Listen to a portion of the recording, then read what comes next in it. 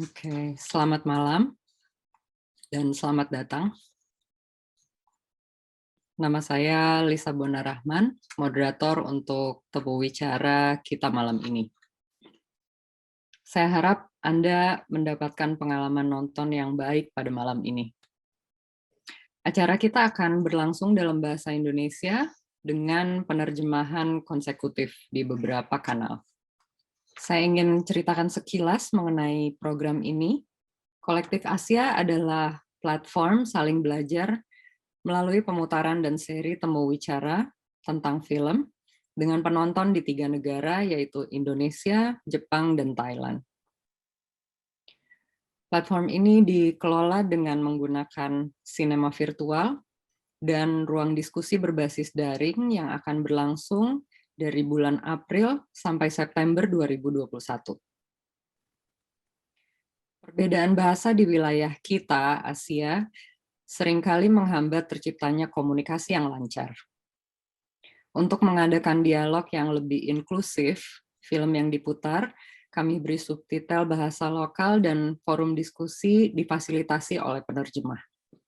Saya ucapkan terima kasih kepada para penerjemah subtitel dan juga interpreter yang hadir bersama kita pada perbincangan malam ini. Peran Anda semua sangat penting dalam proses dialog kita di Kolektif Asia. Seri temu wicara dan ceramah ini akan terasa agak khas karena kita semua harus memberi ruang dan waktu untuk proses penerjemahan. Mohon pengertian Anda sekalian, para hadirin temu wicara ini, karena saya dan pembicara kadang-kadang akan memberi jeda saat kami bicara untuk memastikan para penerjemah dapat melakukan tugasnya. Program Kolektif Asia memiliki tim kurator yang terdiri dari 3 orang, masing-masing dari Indonesia, yaitu saya sendiri, Lisa Bonarahman, Chizuru Usui dari Jepang, dan Sanchai Chotiro Serane dari Thailand. Kegiatan Kolektif Asia diselenggarakan oleh 3 organisasi mitra, Film Preservation Society Tokyo, Yayasan Cipta Citra Indonesia, dan Film Archive Public Organization of Thailand, dan didukung oleh the Japan Foundation Asia Center Grant Program for Promotion of Cultural Collaboration. Kami, para kurator, memilih film-film dari masa yang berbeda-beda untuk program ini. Temu wicara dan ceramah akan menyediakan kerangka kontekstual untuk memahami setiap film dan latar budayanya. Diskusi atau temu wicara kita akan direkam dan disediakan untuk akses publik, bahkan sesudah program pemutaran Kolektif Asia ini selesai dengan pilihan subtitel sesuai dengan bahasa yang kita gunakan di forum ini. Kami berharap dapat menciptakan kedekatan dan empati melalui kolaborasi yang melibatkan ragam disiplin kuratorial, cendekia, dan penonton di Asia. Program film malam ini bulan April 2021 terdiri dari 3 film pendek Indonesia. Yang pertama berjudul The Fox Exploits the Tiger's Might, karya Lucky Kuswandi. Yang kedua Following Diana, karya Kamila Andini, dan yang ketiga Love Story Not, karya Yosep Angginun. Salah satu sutradara dari film pendek tadi telah hadir bersama kita malam ini, Lucky Kuswandi. Halo Lucky. Halo, selamat malam.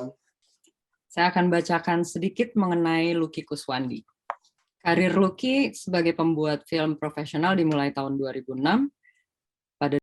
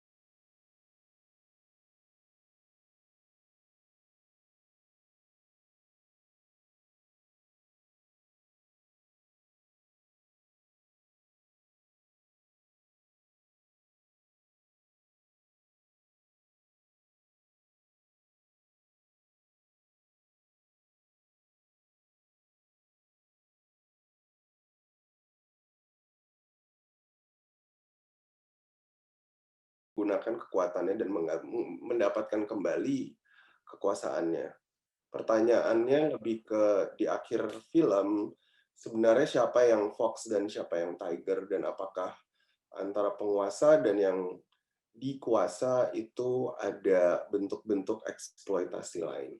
Mungkin untuk yang belum terlalu familiar dengan judulnya, judul film ini itu adalah peribahasa Cina yang membicarakan bagaimana si Fox itu menggunakan kekuatannya si Tiger untuk menguasai si Tiger. Ya. Saya melihat mulai ada nih pertanyaan di box Q&A, tapi karena pertanyaannya agak dekat dengan pertanyaan saya yang ingin saya ajukan nanti, saya jadi agak ragu-ragu nih. Mendingan saya tanyain sekarang apa nanti ya? Saya tanyakan sekarang aja. Saya nggak bisa baca namanya, tapi saya langsung bacakan pertanyaannya ya.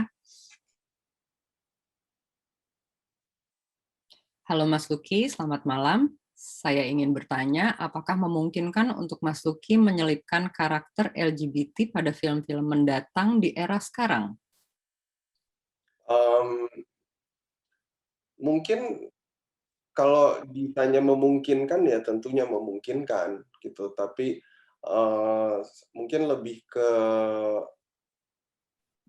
bagaimana film bertemakan LGBT itu masih sangat sedikit, dan bukan cuma LGBT tapi kisah-kisah tentang kaum yang marginalized itu sepertinya masih belum banyak ya gitu. Jadi tentunya saya berharap bisa terus menceritakan mengenai komunitas ini. Di dalam film ini kita melihat seks gitu ya, seks, laku seks juga bukan hanya jenis kelamin, sebagai sesuatu yang agresif gitu, yang memangsa gitu ya. Kenapa ya? Mungkin karena rejim yang kita gambarkan memang sifatnya agresif ya dan memangsa, dan buat saya militer itu sangat apa ya, it's an image of hypermasculinity. Dan dalam sebuah rezim militer buat saya represi merupakan sebuah cara yang sangat efektif ya. Dan represi itu kaitannya sangat kuat dengan kekuasaan dan juga seksualitas. Mungkin kalau bisa dielaborasi gitu ya, kaitan antara seks dan kekuasaan di sini, karena seks itu seperti suatu hukuman gitu.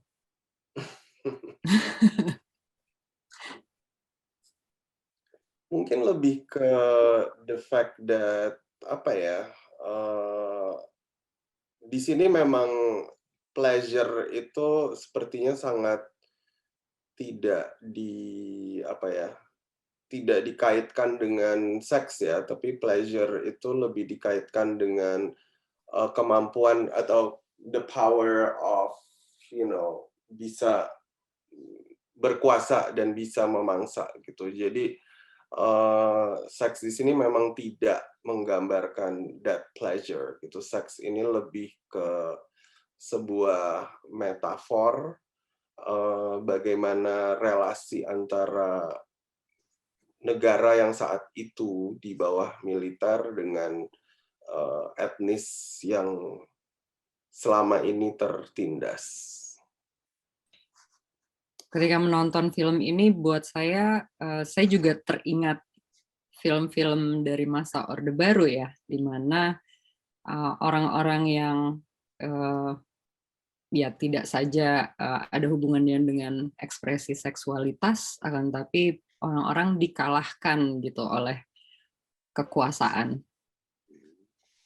Iya, sebenarnya yang menarik kalau kita lihat film Indonesia di zaman itu kan juga banyak film-film yang mengeksploitasi seksualitas ya gitu. Jadi ada periodenya tuh film-film termasuk film-film Eva Arnaz gitu. Jadi menarik sih memang ketika kita hidup di di lingkungan yang sangat membungkam kebebasan kita dalam berekspresi gitu. Bentuk-bentuk perlawanan terhadap represi itu malah makin besar gitu. Kalau kita lihat di perfilman kita aja di saat itu. Mumpung kita lagi ngomongin Eva Arnaz ya, mungkin bisa diceritakan sedikit lebih panjang gitu, siapa dia dan signifikansinya dia di dalam film ini. Sebenarnya Eva Arnaz di sini kan sifatnya lebih sebagai objek fantasinya Aseng dan David. Dan kami menemukan objek fantasi seksual yang ikonik di era tersebut, yang kemudian nanti akan malah berbalik objek fantasinya menjadi ke David. Dan Eva Arnaz adalah aktris film yang sangat terkenal di era tersebut, tetapi ia terkenal karena sosok yang lekat dengan peran-peran yang seks. Jadi kami merasa kayaknya dia sosok yang tepat gitu. Kemudian on a side note, suaminya Eva pun juga salah satu aktivis yang hilang ya di saat tahun 98.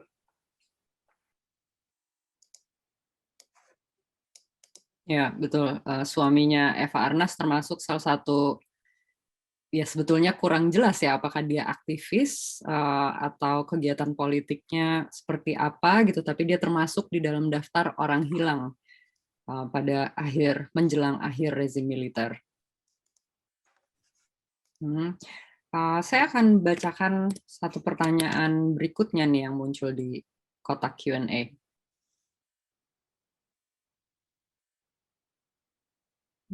Selamat malam, izin bertanya, sebenarnya apa sih pesan yang ingin disampaikan dalam film ini? Apakah hanya ingin menunjukkan sebuah kekuasaan atau apa? Iya, sebenarnya mungkin bukan pesan tertentu ya, tapi sebenarnya ini lebih sebuah bentuk eksplorasi relasi antara kekuasaan dan juga seksualitas gitu. Dan bagaimana si penguasa dan si pemangsa dan yang dimangsa tuh hubungannya nggak sehitam putih itulah gitu. Hubungannya mereka tuh jauh lebih saling bisa sampai titik di mana saling bersimbiosis secara mutual.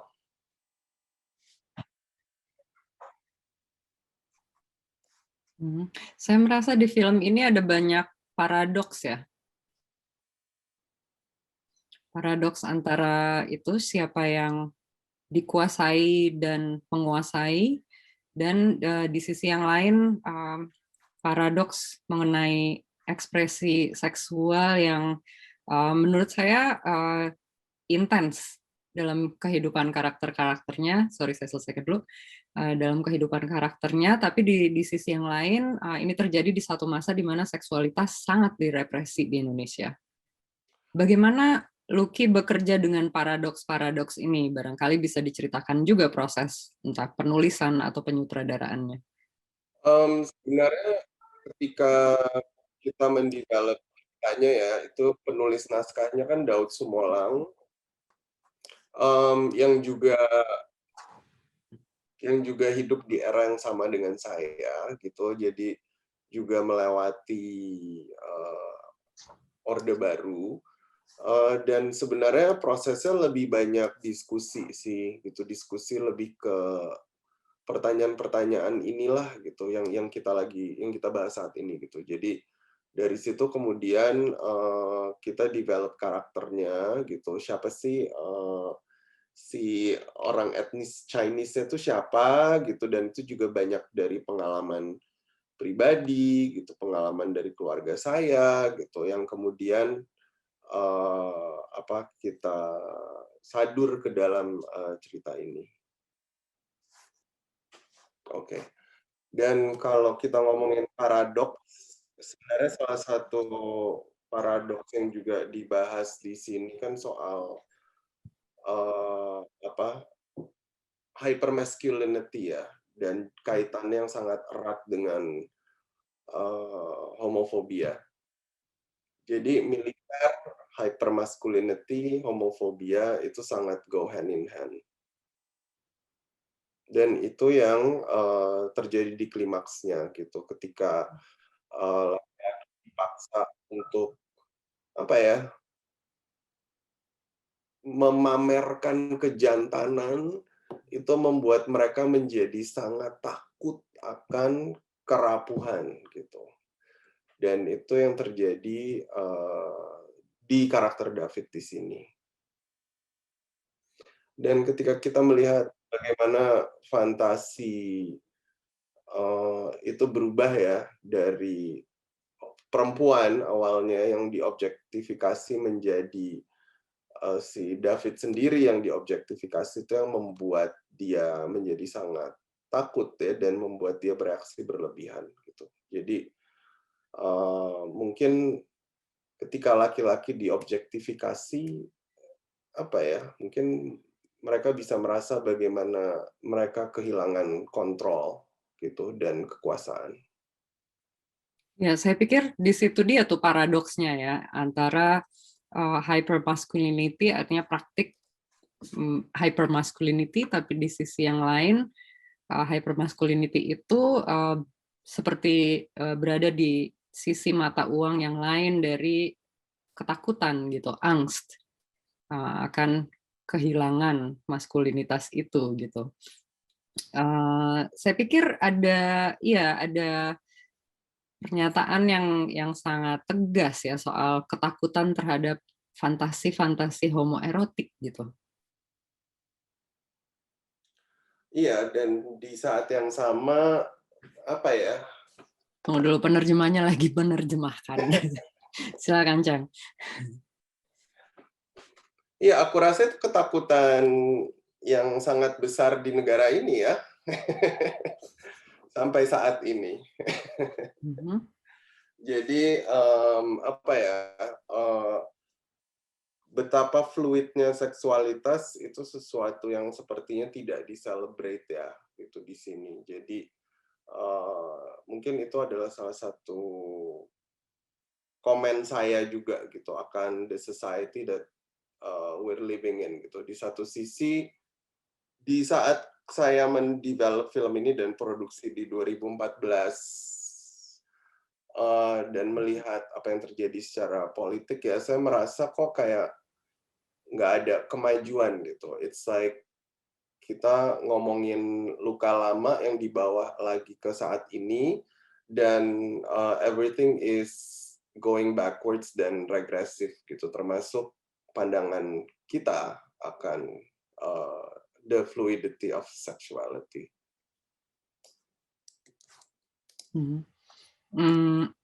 Dan di sisi lain juga ada banyak simbol-simbol yang apa ya, phallic symbols gitu, simbol-simbol phallus yang muncul di dalam film ini. Tapi kadang-kadang itu saya bisa melihat kritiknya, tapi kadang-kadang saya merasa amat sangat terteror gitu oleh simbol-simbol yang phallic itu. Kenapa? Maksudnya, is that even intentional?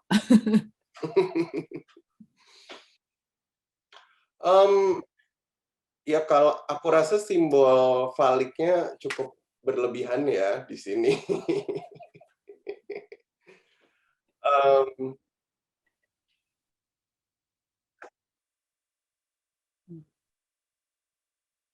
Dan mungkin kenapa berasa terteror, karena saat membuat film ini saya merasa terteror dengan apa yang waktu itu sedang terjadi gitu. Secara negara ini mau menuju kemana. Ya, jadi I don't think it was intentional, tapi mungkin secara subconscious itu jadi terbawa gitu ke images di filmnya.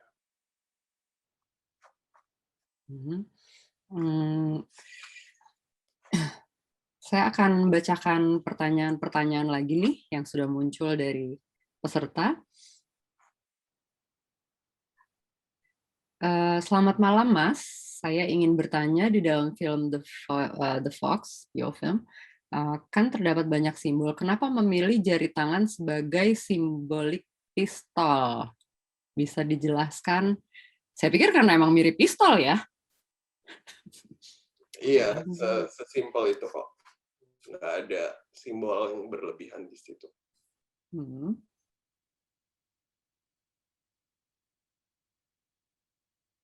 Oke.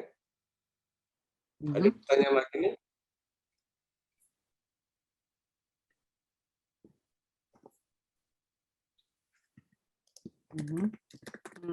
Lalu ada pertanyaan berikutnya. Saya senang akhirnya bisa melihat karya film pendek Lucky. Saya ada pertanyaan, bisa diceritakan lebihkah peran sosok wanita di film ini? Saya melihat sosok wanita di film Mas Lucky itu seperti Nrimo dan sangat repressed. Namun di sisi lain juga sangat punya kuasa juga ya, in some ways. Sosok ibunya terkesan kuat sekali. Dari awal hingga akhir saya merasakan keresahan. Ya, saya rasa unfortunately memang kita masih hidup di zaman di mana ada gender disparity ya antara laki-laki dan perempuan. Dan seringkali perempuan itu selalu dipaksa untuk serve the guy, nerima. Bahkan di Indonesia kita punya istilah dapur kasur sumur, is it? Tapi sepanjang hidup saya, orang-orang yang paling kuat yang saya kenal adalah perempuan. Jadi saya merasa perempuan memiliki kekuatan untuk tetap mendapatkan kebebasannya walaupun mereka dikotak-kotakan. Dan ini juga berlaku untuk kaum yang marginalized. Saya juga melihat ada dua tataran gitu, kekuasaan. Yang satu kekuasaan yang mungkin diperlihatkan secara seksual, pemangsaan, di sisi yang lain uang. Nah, dan ini saya merasa amat sangat relevan juga gitu ya dengan penokohan di dalam film ini. Lebih khusus lagi soal prejudis rasisme di negara kita. Iya, mungkin prejudis terhadap kaum etnis Tionghoa di Indonesia ya, itu kalau orang Cina itu pasti kaya, gitu. Itu salah satu prejudisnya, gitu. Dan orang Cina itu intinya hanya mau cuan, gitu. Cuman mau get all the money from the country, gitu. Jadi itu adalah prejudis yang terbentuk sudah lama sampai sekarang juga masih, gitu. Sehingga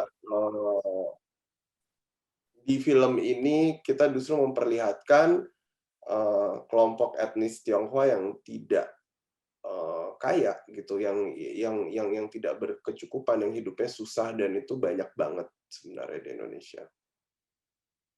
Dan apa yang terjadi terhadap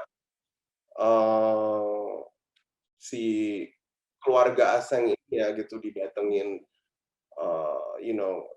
representasi dari militer atau preman gitu untuk minta duit gitu, itu tuh terjadi banget di era tersebut gitu. Dan kebetulan pemeran ibunya adalah tante saya gitu, dan tante saya sendiri mengalami itu gitu saat dia punya toko kelontong gitu, dan pasti toko dia terus yang didatengin hanya karena dia Cina.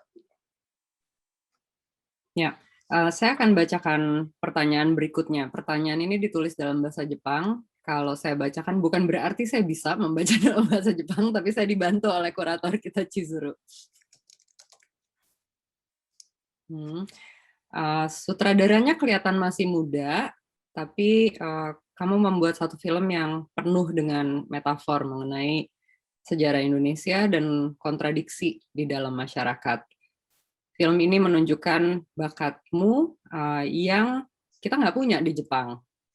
Dan film kamu mengingatkan saya pada sutradara Nagisa Oshima. Apakah kamu menonton film-film Jepang? Terima kasih. Sebentar, Cheng dulu.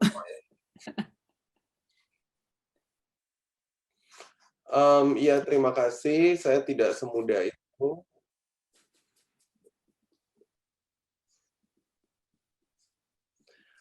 Dan tentunya saya mencintai Japanese cinema. Dan Nagisa Oshima salah satu sutradara yang sangat saya respect. Terutama filmnya Tabu.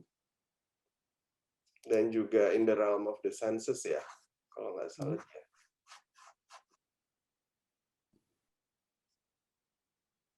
Tapi saya ingat sekali salah satu film Jepang yang sangat memorable. Saya nonton udah lama banget, tapi ketika saya mendevelop Fox, film itu tuh terus muncul di pikiran saya.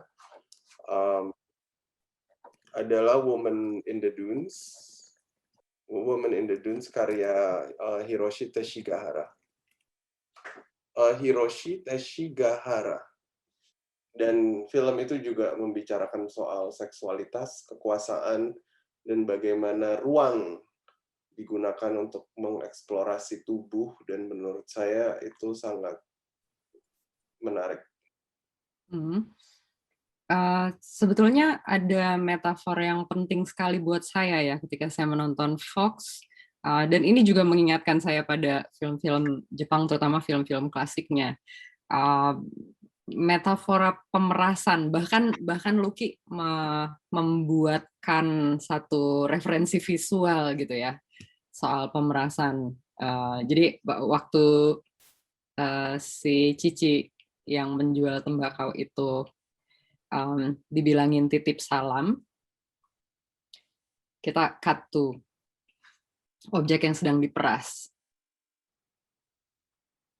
Tapi yang ingin saya minta Lucky jelaskan adalah penggunaan istilah titip salam itu. Saya pikir ini politik bahasa yang sangat khas juga nih. Ya, seingat saya kata-kata titip salam itu seingat saya nggak ada di skrip ya. Jadi waktu itu saya reading dengan pemainnya, yaitu tante saya. Dan ketika reading kan kita ngebicarain gimana sih biasanya gitu proses pemerasan ini terjadi gitu. Tentunya kan tidak akan secara blatant ya gitu. Pasti disampaikan dengan kode-kode bahasa yang sangat halus gitu. Jadi ngasih uangnya harus diamplopin dulu gitu kan. Kemudian ketika dikasih bilang titip salam itu semua dari tante saya. Karena apa ya, ada kesan ketika kita bilang salam tuh ada sense of submissiveness gitu di kita gitu. Kalau kita nerima kok ini buat your boss atau siapapun gitu, kayak this is what you deserve, say hi to him gitu. Jadi ada submissiveness-nya gitu yang menurut saya menarik. Ya betul, sama sekali tidak terasa seperti ngasih angpau ya atau kado gitu. Ya. Oke, saya akan membacakan pertanyaan terakhir malam ini. Saya bisa mengerti bahwa film ini merupakan metafora tentang masyarakat di bawah pemerintahan Soeharto. Tapi sulit untuk memahami persoalan ini bagi orang-orang di negara lain. Apakah kamu tidak berpikir atau mungkin produsernya untuk membuat filmnya lebih mudah dipahami? Mungkin itu yang kenapa saya sangat bahagia bekerja dengan Palari Films. Karena ada kebebasan di situ gitu. Mungkin kalau secara spesifiknya, apakah international audience akan memahami rezim Orde Baru dan segala macam, tentunya tidak. Tapi di rezim militer apapun, menurut saya permainan kekuasaan antara pemangsa dan dimangsa dan juga eksploitasi seks itu pasti akan selalu ada. Ya, jadi saya ingat banget ketika film ini diputar di Prancis, ada penonton Itali gitu yang kemudian ngobrol dan segala macam, dan itu mengingatkan dia akan rezime Berlusconi gitu. Jadi I think it's quite universal. Yeah. Saya mau nawar nih, tadi kan saya udah bilang pertanyaan terakhir ya. Ini satu lagi, karena menurut saya pertanyaan ini menarik sekali. Katanya sangat mengejutkan mendengar tantenya Lucky main di film ini. Dan pertanyaannya, bagaimana pendapat keluargamu ketika kamu bikin film dengan topik seks dan hal-hal yang tabu? Mungkin tante saya main di film ini karena sulit ya buat saya untuk menemukan aktor etnis Cina di Indonesia gitu. Industri film kita emang nggak banyak gitu diversity-nya gitu, unfortunately gitu. Jadi ya udah saya tawarin aja ke tante saya karena dia sendiri juga melewati masa itu gitu, dan yang saya cari adalah authenticity, dan dia kebetulan suka gitu, dia emang pengen jadi artis, jadi ya udah gitu saya tawarkan. Oh. Dan sebenarnya ya tentu saja keluarga saya agak takut ya, the fact that saya filmmaker gitu, dan juga saya mengangkat isu politik karena di keluarga saya, at least gitu, di Chinese Indonesian family itu kita selalu diajarin untuk nggak usah bawa-bawa politik. Karena trauma dari rejimnya masih terasa sampai saat ini ya. Lucky, terima kasih banyak sudah menceritakan bukan cuma apa-apa yang kamu maksudkan gitu di film ini, tapi juga latar belakang pembuatannya dan hubungannya film ini dengan diri kamu sendiri. Saya dengan sangat menyesal harus mengakhiri sesi temu wicara kita.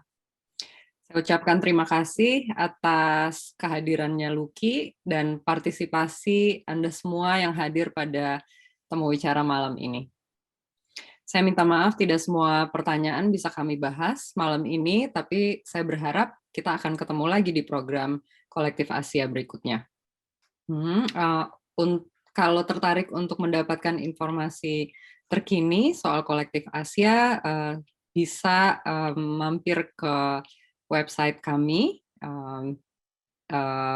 Saya bacakan http://bit.do/Kolektif Asia. Dan saya berharap Anda mau menyempatkan diri untuk berbagi mengenai pengalaman Anda di Kolektif Asia lewat mengisi kuesioner yang sudah kami sebarkan melalui email. Dan kalau mau, Anda juga bisa berbagi pengalaman dengan kami di Instagram dengan mention @kolektiffilm. Lucky, terima kasih banyak sekali lagi. Terima kasih. Sukses untuk filmnya tahun 2021. Dan terima kasih untuk semua hadirin, penerjemah, dan semua personil belakang layar untuk malam ini. Sampai ketemu di acara Kolektif Asia berikutnya. Selamat malam.